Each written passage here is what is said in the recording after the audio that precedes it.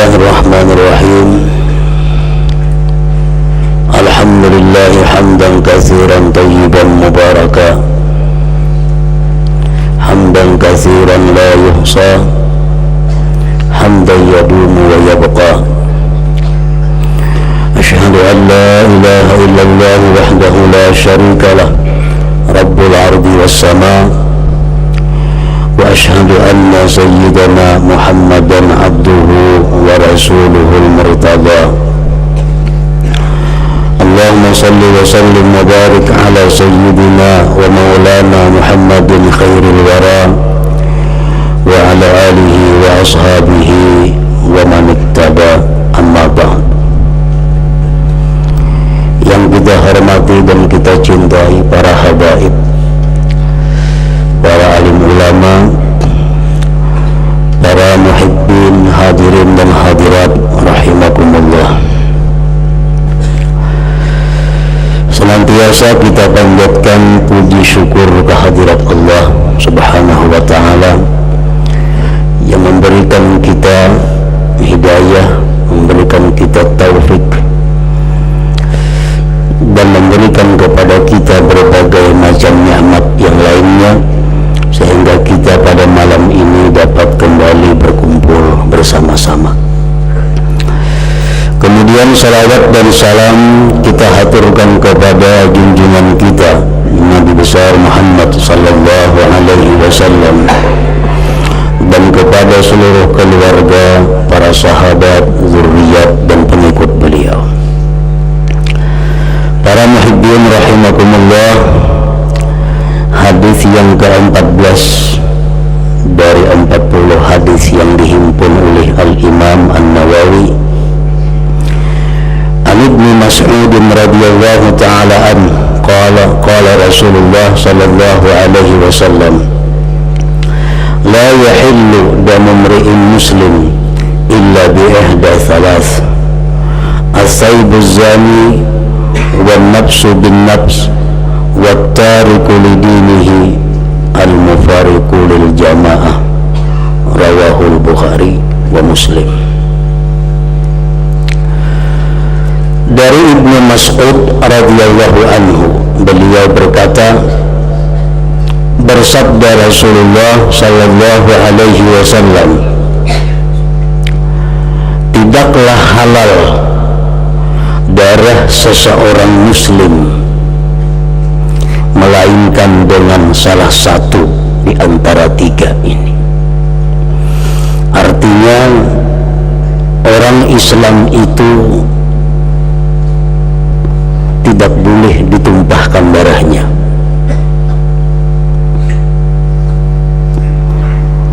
Orang Islam itu tidak boleh dilukai, apalagi sampai dibunuh, kecuali dengan salah satu di antara tiga ini. Maka yang tiga kelompok atau tiga orang ini, darah mereka itu adalah halal, artinya tidak berharga, sehingga mereka berhak untuk dibunuh. Yang pertama, as-sayyibuz zani. Sayyib, laki-laki atau perempuan yang sudah menikah atau pernah menikah dan berhubungan suami istri yang sah, kemudian melakukan perzinahan, itu disebut as-sayyibuz zani. Artinya orang ini biasa sudah kawin atau sedang kawin, sedang berumah tangga, lalu melakukan perzinahan, padahal ini orang ada diisi bini, yang bini ada diisi laki, melakukan perzinahan. Nah, maka orang tersebut darahnya halal, artinya tidak boleh punya nilai sedikit pun di sisi Allah Subhanahu wa Ta'ala, sehingga mereka itu berhak untuk dihukum bunuh.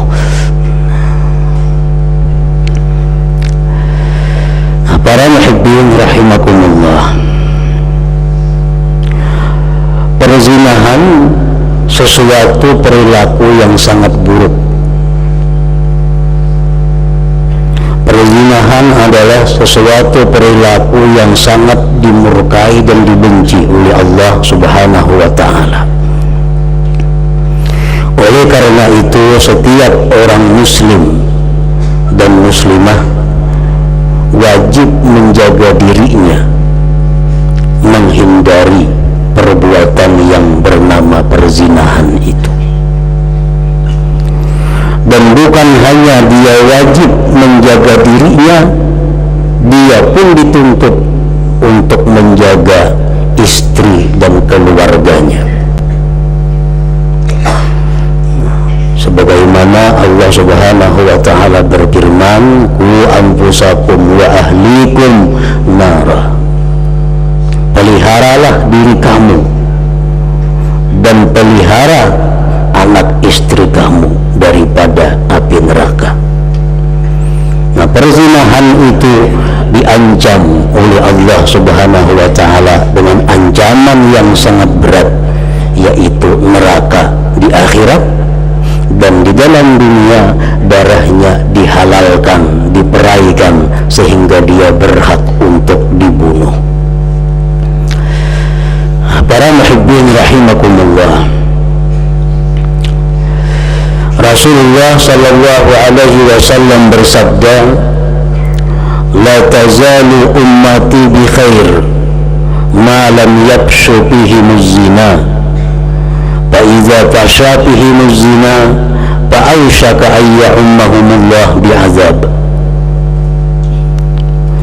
Yang artinya, senantiasa umatku itu, kata Rasulullah, dalam keadaan baik selama tidak tampak pada mereka itu perzinahan. Maka apabila tampak pada mereka itu perzinahan, artinya tampak perzinahan itu ada lokasi-lokasi tempat orang melakukan zina, ada orang yang sudah tidak malu lagi disebut penzina, nah ini sudah tampak perzinahan. Maka hampirlah bahwa Allah Subhanahu wa Ta'ala akan meratakan mereka dengan suatu azab. Ini ancaman Allah kepada umat yang sudah melegalkan atau meresmikan perbuatan zina itu.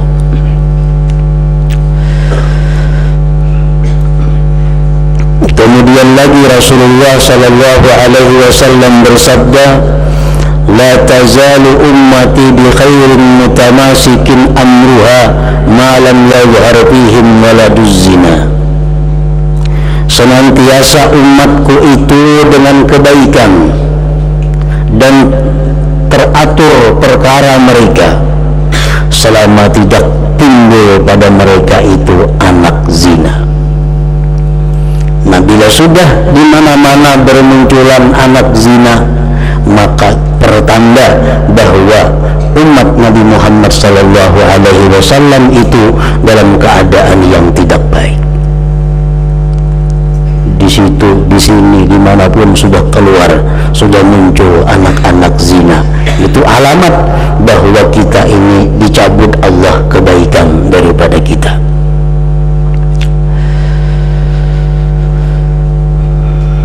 Rasulullah sallallahu alaihi wasallam bersabda lagi, "Al-muqim 'ala zina ka'abidi wasan."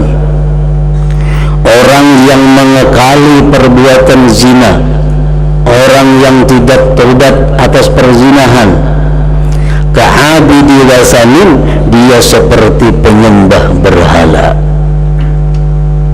Ini maksudnya adalah satu isyarat bahwa orang yang mengekali perzinahan itu dia akan mati dalam keadaan tidak membawa iman. Na'udzubillah.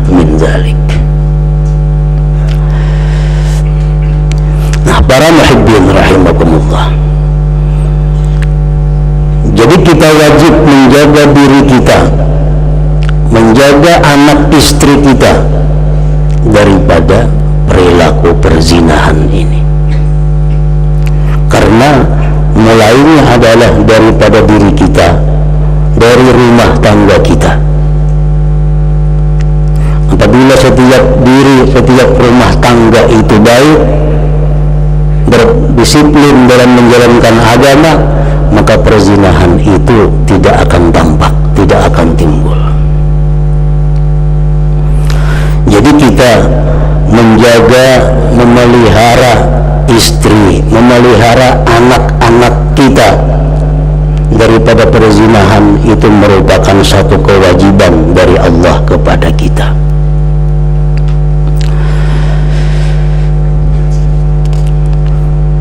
Apalagi pada zaman sekarang ini,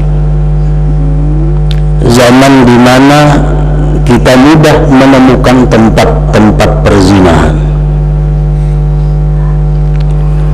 Nah, perhatian kita kepada anak-anak kita tentu lebih. Perhatian kita kepada anak-anak kita sangat diperlukan agar mereka itu terhindar daripada perbuatan zina itu. Apalagi menurut berita yang ada di sebagian televisi swasta menyiarkan bahwa 62% remaja Indonesia sudah melakukan seks sebelum nikah. 62% remaja kita sudah melakukan zina. Tinggal lagi 38% yang bersih. Salah satu penyebabnya adalah kelemahan kontrol daripada orang tua. Kelemahan kontrol daripada orang tua, terutama terhadap anak perempuan mereka. Anak perempuan dikirim sekolah kemana? Bisakah kita mengontrol, mengetahui bagaimana kelakuan anak kita di malam hari, di siang hari, sedangkan jauh daripada kita? Syekh Ali As-Sabuni sangat menentang kepada orang-orang yang mengirim anak perempuannya jauh dari tempatnya untuk belajar pengetahuan. Nah, di rumah pun kita sulit mengontrol anak-anak kita. Apalagi kita kirim ke Pulau Jawa, kita kirim ke kota besar. Siapa yang bisa mengawasi anak kita? Nah, jadi kehancuran remaja, kehancuran anak-anak kita dimulai oleh lemahnya kontrol orang tuanya. Nah, para muhibbin rahimakumullah,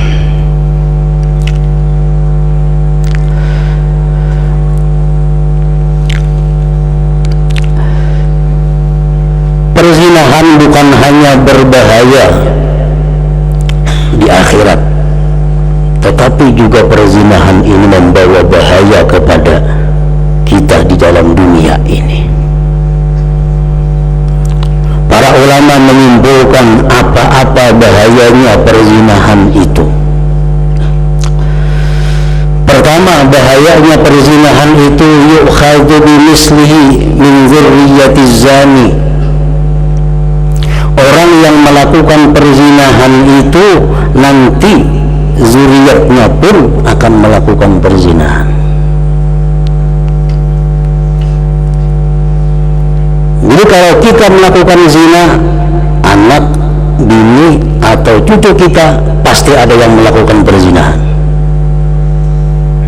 Rasulullah sudah menegaskan, man zana zuniya bih.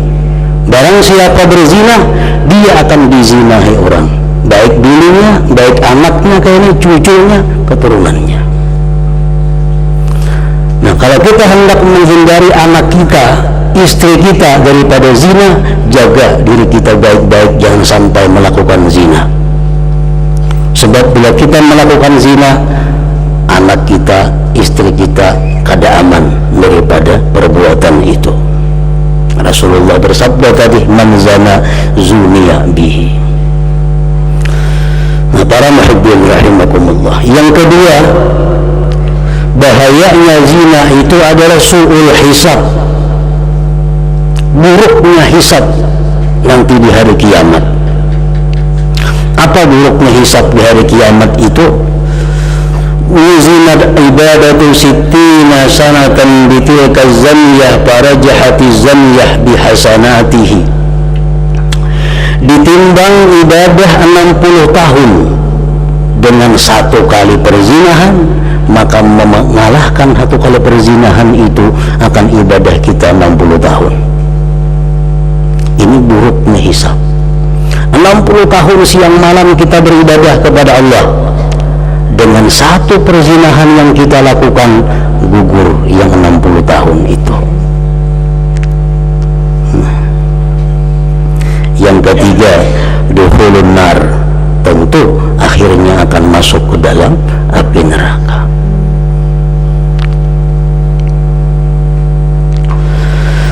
Para muhibbin rahimakumullah, perzinahan dosa besar, ini sudah jelas. Namun bertambah besar dosanya apabila dilakukan pada bulan-bulan suci.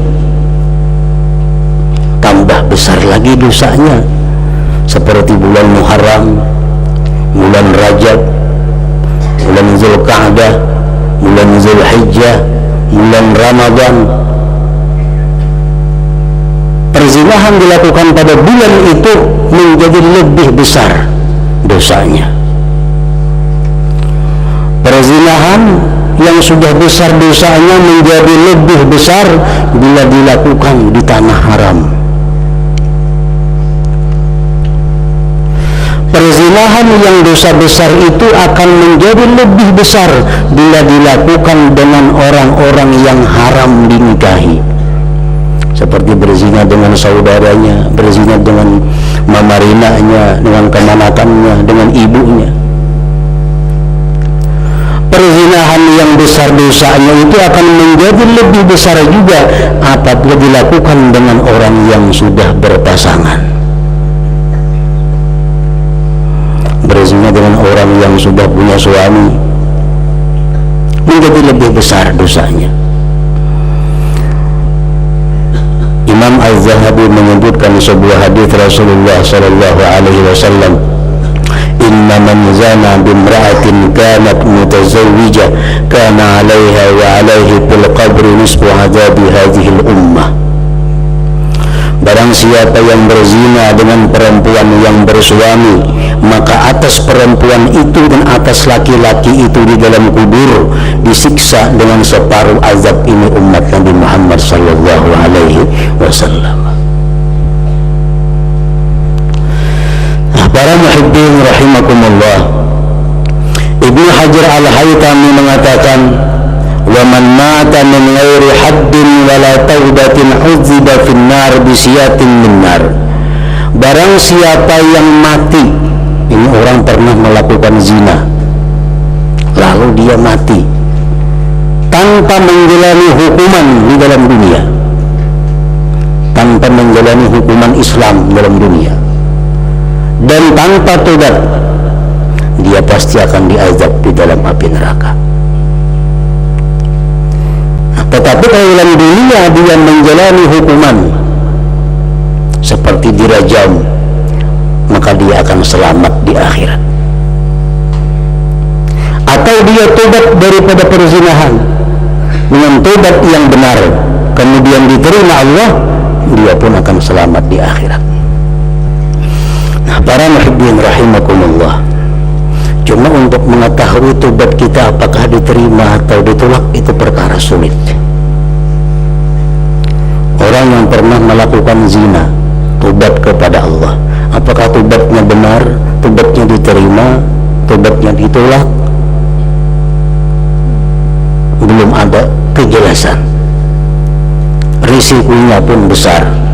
Bila ditolak, dia akan menghadapi ancaman neraka, siksa kubur dan sebagainya.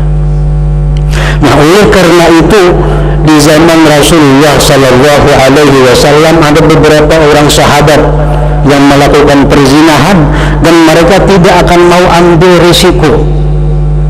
Mereka datang kepada Rasulullah sallallahu alaihi wasallam seperti Ma'iz al-Aslami. Dia melakukan perzinahan. Padahal kalau dia tobat kepada Allah dan tobatnya benar, diterima Allah, selamat di akhirat. Tapi mana tahu tobatnya benar atau tidak benar, diterima atau ditolak. Nah, untuk lebih meyakinkan, dia datang kepada Rasulullah berkata, tahirni ya Rasulullah faqad zanaitu. Wahai Rasul, sucikan diri ulun melakukan perzinahan.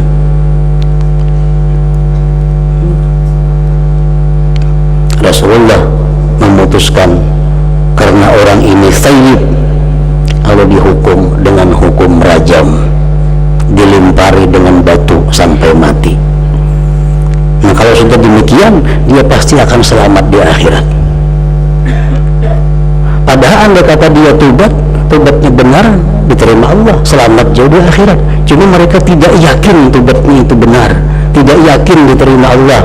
Oleh karena itu mereka menerima hukuman rajam di dalam dunia demi keselamatan di akhirat. Ada seorang perempuan yang bernama Al-Ghamidiyah datang kepada Rasulullah sallallahu alaihi wasallam. Dia berkata, inni zanaitu fatahhirni. Wahai Rasulullah, ulun telah melakukan zina, maka bersihkan diri ulun. Akhirnya Nabi kita memutuskan perempuan ini dirajamlah sampai meninggal dunia. Nah, dengan demikian dia sudah pasti selamat di akhirat. Para muhibbin rahimakumullah. Nah, jadi orang-orang yang melakukan perzinahan ini, dia mesti tobat kepada Allah dengan benar-benar tobat, dan selalu mohon kepada Allah agar tobatnya itu diterima di sisi Allah, sehingga dia bisa selamat di akhirat nantinya.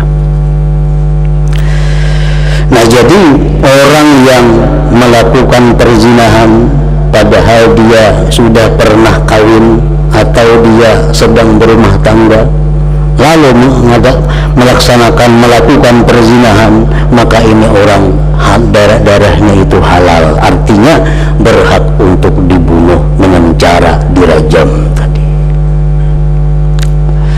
Yang kedua, wan nafsu bin nafsi, diri dengan diri. Artinya orang yang membunuh seseorang mukmin, maka orang tersebut halal darahnya, berhak untuk dibunuh. Seseorang membunuh seseorang yang beriman, nah orang yang membunuh darahnya halal, dia berhak untuk dibunuh di dalam dunia sebagai balasan membunuh orang lain. Kalau dia dibunuh di dalam dunia sebagai kisas balasan, dia di akhirat selamat. Nah, ahli warisnya ridha kah, kada kah, kalau sudah dia menjalani hukuman kisas, dia selamat. Tetapi kalau dia membunuh orang yang beriman, tapi dia tidak dihukum dengan hukuman kisas, dia tobat kepada Allah, ini pun belum ada kejelasan apakah tobatnya diterima atau tidak diterima. Allah Subhanahu wa ta'ala menjelaskan di dalam Al-Quran, wa may yaqtul mu'minan muta'ammidan fajaza'uhu jahannam khalidan fiha. Siapa yang membunuh orang beriman sengaja berencana membunuh, maka balasannya adalah jahannam, dan dia kekal berada dalam neraka jahannam itu.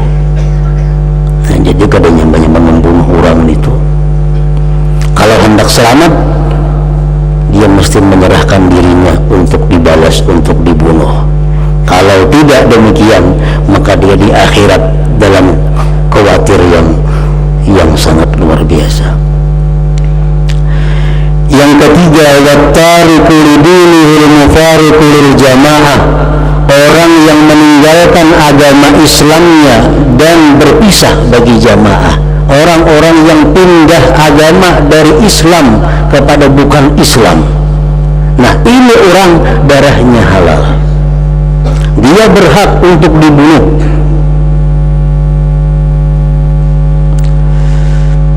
Rasulullah sallallahu alaihi wasallam bersabda, man baddala dinahu faqtuluh. Siapa-siapa yang menukarkan agamanya dari Islam kepada yang lain, faqtuluh, maka bunuhlah dia.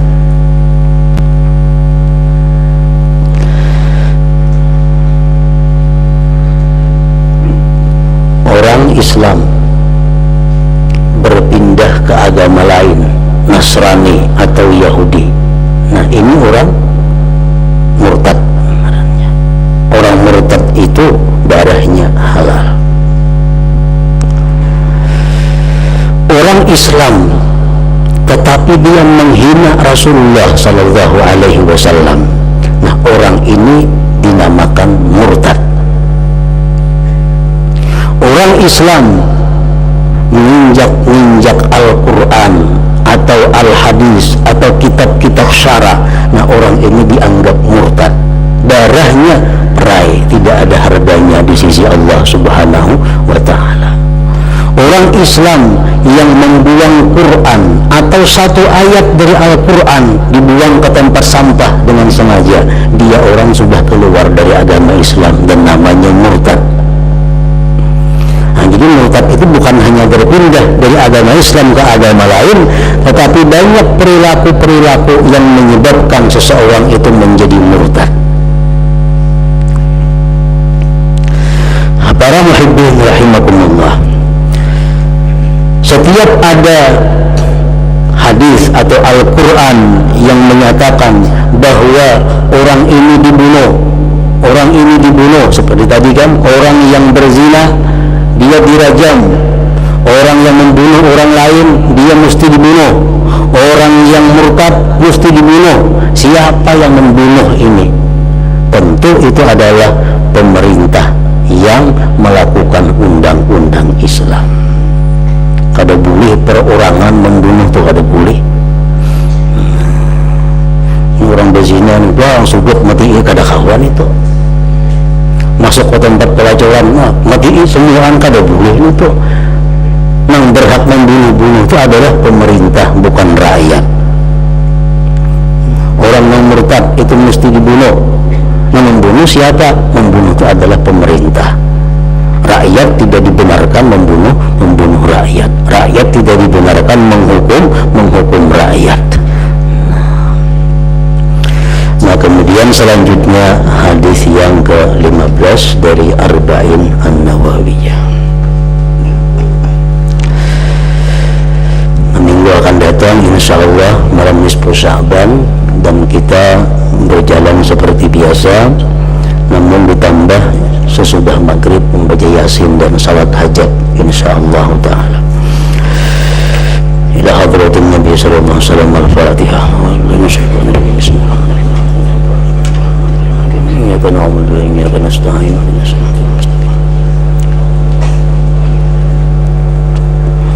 Asyhadu an la ilaha illallah wahdahu la syarika lahu.